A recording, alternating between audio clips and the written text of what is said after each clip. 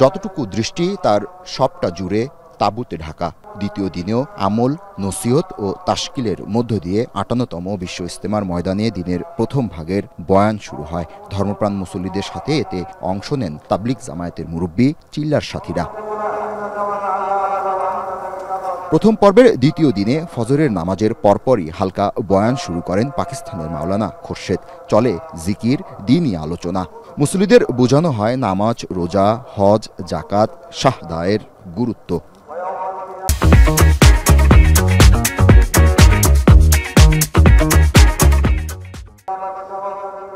মুসল্লিরা জানান, বৃহৎ এই ধর্মীয় জমায়েতে অংশ নেওয়ায় মজবুত হয় ঈমান। আল্লাহর একত্ব ও মুহাম্মদ সাল্লাল্লাহু আলাইহি সাল্লামের নবুয়তের উপর বিশ্বাস স্থাপন সহজে কায়েম করা যায়।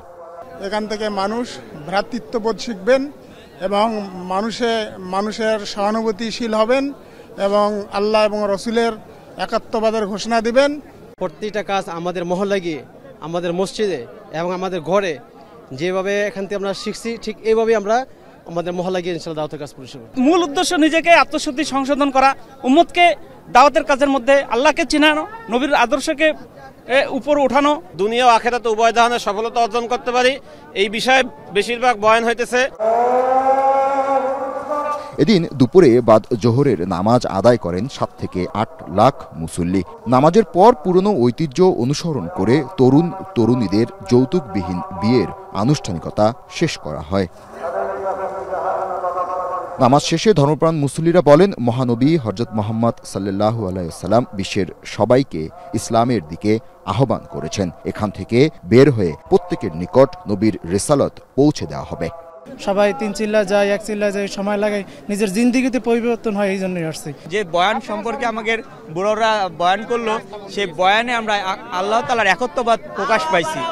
এখানে ঈমান আমলের কথাবার্তা হচ্ছে এবং এর দ্বারা যারা আসতেছেন তারা এখানে যে ফায়দাটা নিতে পারে, আমার দৃষ্টিকোণ থেকে অন্য কোথাও এত ফায়দা হয় না।